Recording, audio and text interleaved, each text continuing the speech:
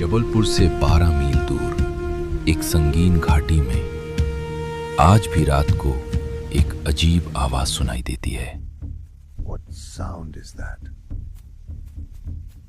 साहब, ये रानी के नगाड़े हैं, पत्थर बन गए, पर कहते हैं आज भी रात में बजते हैं। नगाड़े? पत्थर?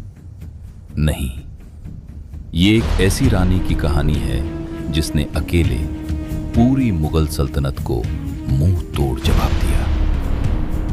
रानी दुर्गावती, जिन्होंने 51 जंग जीती और हार के लिए सिर्फ मौत को चुना। लेकिन ये जंग कैसे शुरू हुई और एक राजपूत राजकुमारी गोंड वंश की महारानी कैसे बनी?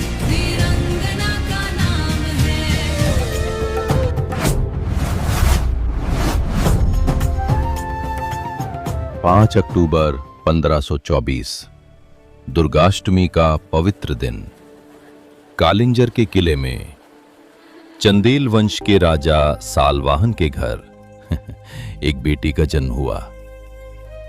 महाराज, दुर्गाष्टमी के दिन जन्मी यह बालिका मां दुर्गा का अंश है, तो फिर इसका नाम भी मां के नाम पर ही होगा, दुर्गावती। पर किस्मत का खेल देखो, बचपन में ही मां का साया उठ गया।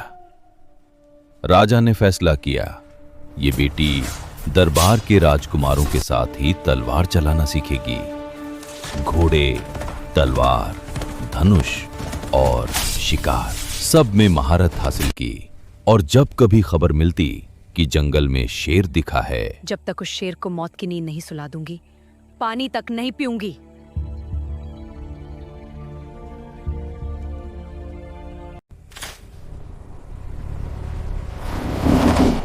अबुल फजल ने अकबरनामा में लिखा, दुर्गावती धनुष और बंदूक दोनों में निपुण थी। जंगल की हर गली, हर राह उसे याद थी। लेकिन दुर्गावती की जिंदगी में एक मोड़ आने वाला था जो राजपूत इतिहास की सबसे बड़ी तब्दीली लाएगा। 1542 महोबा का मनिया देवी मंदिर। यहां एक मिलाप होने वाला था जो समाज के सारे नियम तोड़ने वाला था। गोंडवाना का युवराज दलपत शाह, धनवान, शक्तिशाली, लेकिन समाज के लिए एक गोंड। महाराज, चंदेल वंश की राजकुमारी का एक गोंड से विवाह यह कभी नहीं हो सकता। पर गोंडवाना की संपत्ति और शौर्य, इसे नजरअंदाज कर सकते हैं क्या? लेकिन दुर्गावती ने अपना रास्ता खुद चुना। युवराज दलपत शाह को यह पैगाम दो, अगर उन्हें मुझसे विवाह करना है तो यहां से मुझे ले जाए। और दलपत शाह आए 12,000 सैनिकों के साथ, नहीं किसी जंग के लिए बल्कि प्यार के लिए। यह विवाह सिर्फ 2 दिल का मिलन नहीं था, ये 2 शक्तिशाली वंशों का संगम था। चंदेल की तलवार और गोंड का सोना। 1545 में एक पुत्र का जन्म हुआ, वीर नारायण। उसकी आंखों में राजपूत का गौरव और गोंड की आजादी। लेकिन खुशियों का यह सिलसिला ज्यादा लंबा नहीं चला। 1550 राजा दलपत शाह स्वर्ग से धार गए। बेटे की उम्र सिर्फ 5 साल और गोंड परंपरा में महिलाओं को राजगद्दी नहीं दी जाती थी। प्रथा के मुताबिक सिंहासन मेरे लिए है। नहीं, जब तक मेरे पुत्र बड़े नहीं हो जाते, इस राज्य की बागडोर मैं संभालूंगी, और जो मेरा विरोध करेगा उसे पहले मेरी तलवार का सामना करना होगा।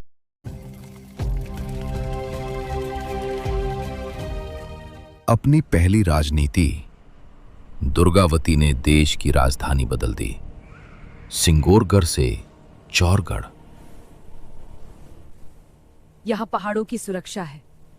यहाँ से हम नर्मदा की हर नाव और हर व्यापार पर नियंत्रण रखेंगे। रानी साहिबा की सोच बिल्कुल सटीक है। और फिर शुरू हुआ गोंडवाना का स्वर्ण युग।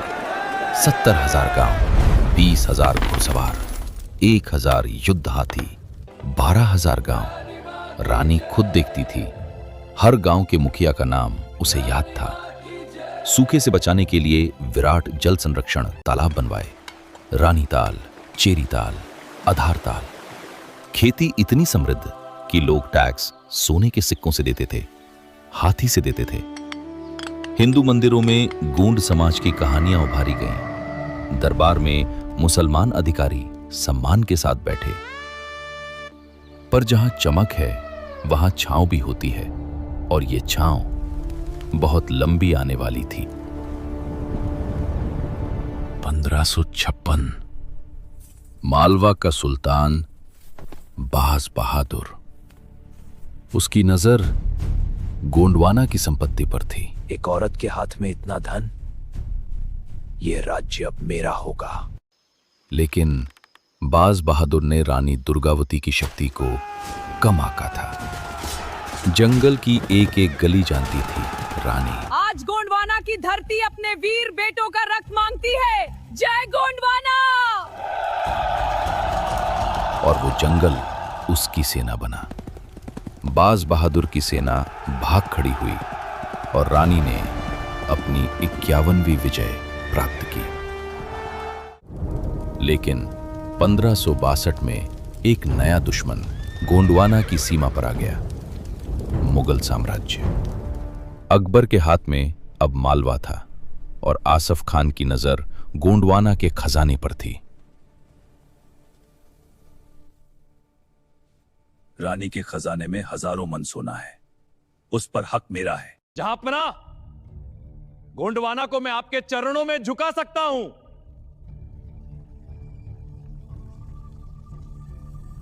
ठीक है, पर रानी दुर्गावती को कमजोर समझने की गलती कभी मत करना। आसफ खान ने जासूस भेजे, व्यापारी बने, सिपाही बने और गोंडवाना के राज इकट्ठे किए। रानी साहिबा, आसफ खान 10,000 घुड़सवारों के साथ गोंडवाना की तरफ बढ़ रहा है। हमारी सेना कितनी है? महारानी, इस समय हमारे पास सिर्फ 2,000 सैनिक हैं। रानी साहिबा, हमें कुछ समय के लिए अकबर के सामने झुक जाना चाहिए। नहीं, सम्मान के साथ जीना अच्छा है, लेकिन अपमान के साथ जीना मृत्यु से भी बदतर है। मैं या तो जीतूंगी या शहीद हो जाऊंगी, लेकिन झुकूंगी नहीं। नर्रई की घाटी में हम मुगल सेना का स्वागत करेंगे। नरई की घाटी एक प्राकृतिक किला थी। एक तरफ आसमान छूते पहाड़, दूसरी तरफ गौर और नर्मदा नदियां। जैसे ही मुगल घुड़सवार घाटी में प्रवेश करें, उन पर चारों ओर से तीरों की वर्षा कर दो। मुगलों का घुड़सवार फायदा खत्म। घाटी में वो फंस गए।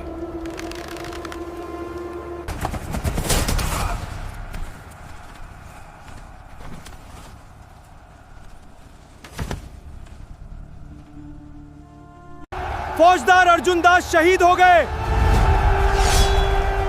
मेरे सरदार अर्जुन दास को मेरा प्रणाम। अब मैं तुम्हारा नेतृत्व करूंगी। और उस दिन मुगल सेना नरई से भाग खड़ी हुई।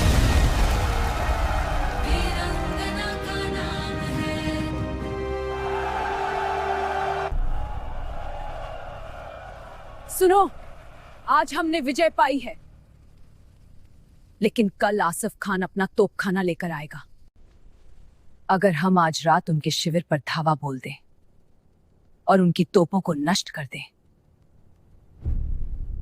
तो कल की लड़ाई हमारी होगी। महारानी, रात में आक्रमण करना अत्यंत खतरनाक होगा। दिन में खुले मैदान में हम युद्ध करें। ठीक है, लेकिन याद रखना, इस फैसले की कीमत बहुत भारी हो सकती है।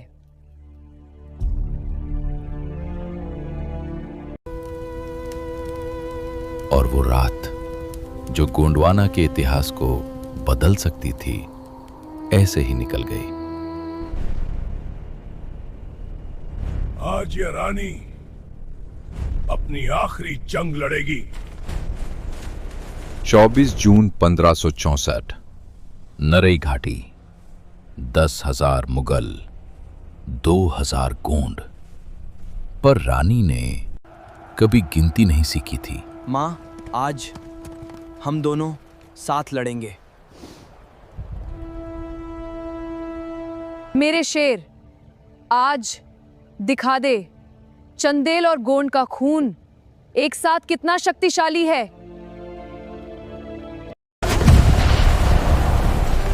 आगे बढ़ो, हर हर महादेव।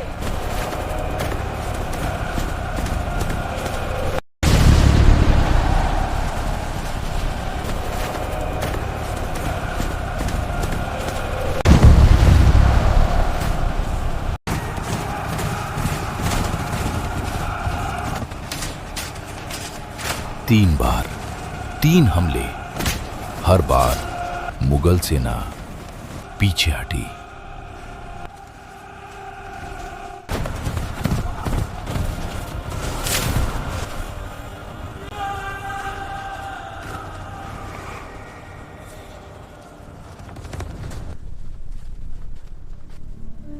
वीर, उसे सुरक्षित चौरागढ़ पहुंचाओ। माँ, मैं फिर आऊंगा।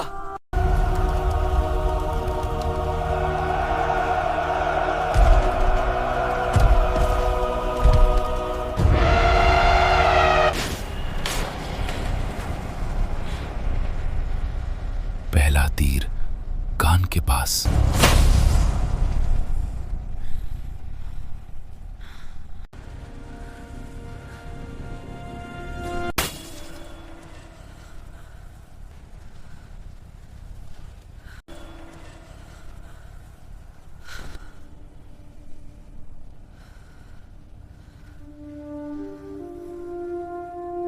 महारानी, अभी यहां से चलिए। मैं आपको चौरागढ़ ले चलता हूं। नहीं, मैं इस मिट्टी और अपने सम्मान को कभी झुकने नहीं दूंगी। मेरी आजादी, मेरा सम्मान, मेरा फैसला। 24 जून 1564, रानी दुर्गावती 39 साल की उम्र में अपनी तलवार के साथ अपनी मिट्टी में विलीन हो गईं। वीर नारायण आखिरी सांस तक चौरगढ़ बचाते रहे, शहीद हुए और राज्य की महिलाओं ने जौहर कर अपना सम्मान बचाया। आसफ खान ने खजाना लूट लिया। अकबर ने थोड़े समय के लिए राज किया और फिर गोंडवाना वापस गोंड वंश को दे दिया। पर रानी का नाम कभी नहीं मरा। जबलपुर यूनिवर्सिटी अब रानी दुर्गावती विश्वविद्यालय है। इंडियन कोस्ट गार्ड का जहाज उनके नाम पर, सिक्के उनके नाम पर। हर साल 24 जून को मध्य प्रदेश में बलिदान दिवस मनाया जाता है। जय गोंड